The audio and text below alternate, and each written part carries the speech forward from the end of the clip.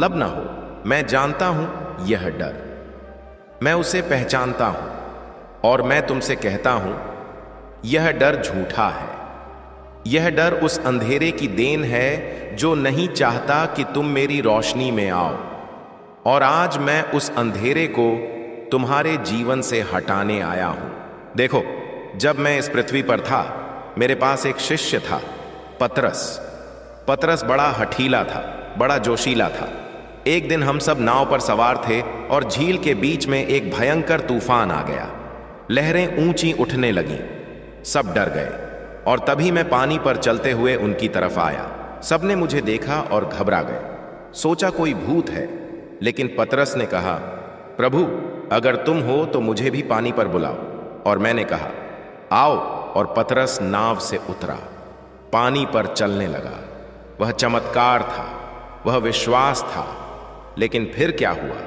पतरस ने तूफान को देखा, लहरों को देखा, और उसका ध्यान मुझसे हटकर तूफान पर चला गया। और जैसे ही उसका ध्यान हटा, वह डूबने लगा। प्रिय भक्त, क्या तुम भी आज पतरस जैसे हो? क्या तुम भी अपनी जिंदगी के तूफानों को इतना घूर रहे हो कि मुझे देखना भूल गए हो? क्या तुम भी उन लहरों को गिन रहे हो जो तुम पर आ रही हैं, बजाय इसके कि मेरी तरफ हाथ बढ़ाओ? आज मेरा हाथ तुम्हारी तरफ बढ़ा है। आज मेरा दूसरा संदेश यह है, अपनी आंखें तूफान से हटाओ और मुझ पर लगाओ, और देखो कैसे वह तूफान छोटा होने लगता है। अब मैं तुम्हें एक और बात बताता हूं जो शायद तुमने कभी इस नजरिए से नहीं सोची। तुम्हारी जिंदगी में जो लोग तुम्हें दुख देते हैं, जो लोग तुम्हें धोखा देते हैं, जो लोग तुम्हारे बारे में बुरा बोलते हैं, वे भी मेरी रचना है। हाँ, मैं जानता हूं यह सुनकर तुम्हारे मन में शायद गुस्सा आए, लेकिन सुनो, उन लोगों ने जो तुम्हारे साथ किया, उसकी सजा देना मेरा काम है, तुम्हारा नहीं। तुम्हारा काम सिर्फ एक है, उन्हें माफ करना। माफ करना, यह दो शब्द सुनने में बहुत आसान लगते हैं, लेकिन करने में यह सबसे कठिन काम है इस दुनिया में। और इसीलिए यह सबसे बड़ा काम भी है। जब तुम किसी को माफ करते हो तो तुम उसे आजाद नहीं करते, तुम खुद आजाद होते हो। जो नफरत तुमने अपने अंदर बंद कर रखी है, जो गुस्सा तुमने दबा रखा है, वह तुम्हें अंदर से जला रहा है। और माफी वह पानी है जो उस आग को बुझाता है। मैंने क्रूस पर लटके हुए भी माफ किया था। जब वे मुझे तड़पा रहे थे, तब भी मैंने कहा था, हे पिता, इन्हें माफ कर, क्योंकि ये नहीं जानते ये क्या कर रहे हैं। मैंने यह इसलिए नहीं कहा कि वे सही थे, मैंने यह इसलिए कहा क्योंकि नफरत से कोई मुक्त नहीं होता, न वह जो नफरत करता है, न वह जो नफरत सहता है। तो आज, अभी इसी पल, क्या तुम किसी को माफ कर सकते हो? वह व्यक्ति जिसने तुम्हें सबसे ज्यादा तकलीफ दी, उसके लिए एक पल आंखें बंद करो और मन में कहो, मैं तुम्हें माफ करता हूं। सिर्फ यह 3 शब्द, और देखो कैसे तुम्हारे कंधों से एक भारी बोझ उतर जाता है। यह मेरा आज का तीसरा संदेश है। और अब मैं तुम्हें कुछ और बताता हूं, एक ऐसी बात जो शायद तुम्हें आश्चर्यचकित कर दे। तुम जानते हो इस दुनिया में सबसे अकेले कौन होते हैं?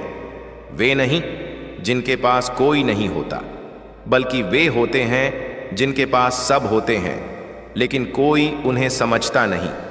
जिनके घर में शोर होता है, लेकिन दिल में सन्नाटा होता है। जिनकी जिंदगी में लोग होते हैं, लेकिन कोई साथी नहीं होता। क्या तुम ऐसे हो? तो सुनो, मैं तुम्हारा साथी हूं। मैं वह साथी हूं जो कभी नहीं थकता, कभी नहीं जाता, कभी धोखा नहीं देता। मैं तुम्हारे साथ तब भी हूं जब तुम सोते हो। मैं तुम्हारे साथ तब भी हूं जब तुम उठते हो। मैं तुम्हारे हर काम में, हर सांस में, हर पल में हूं। लेकिन मैं चाहता हूं कि तुम मुझे सिर्फ मुश्किल वक्त में ना बुलाओ। मैं चाहता हूं कि तुम मुझे हर पल में बुलाओ। सुबह उठो तो मेरा शुक्रिया अदा करो, रात सोते वक्त मुझसे बात करो, दिन में जब भी एक पल मिले मुझे याद करो। क्योंकि प्रेम वैसे नहीं टिकता जो सिर्फ जरूरत में काम आए।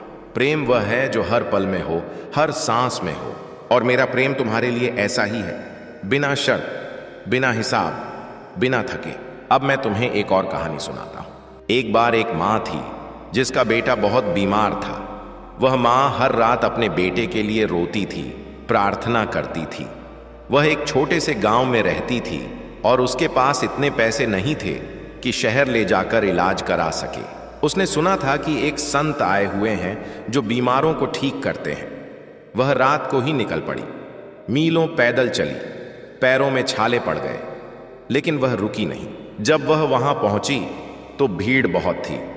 लोगों ने उसे रोका, कहा, यहां बड़े बड़े लोग पहले से खड़े हैं, तू छोटी औरत कहां जाएगी? लेकिन वह मां रुकी नहीं। वह भीड़ को चीरती हुई आगे आई और उसने मेरा दामन पकड़ लिया और मैं रुक गया। मैंने उसकी आंखों में देखा, वहां आंसू थे, थकान थी, लेकिन उससे भी ज्यादा विश्वास था, एक अटूट विश्वास। और उस विश्वास ने उसके बेटे को ठीक कर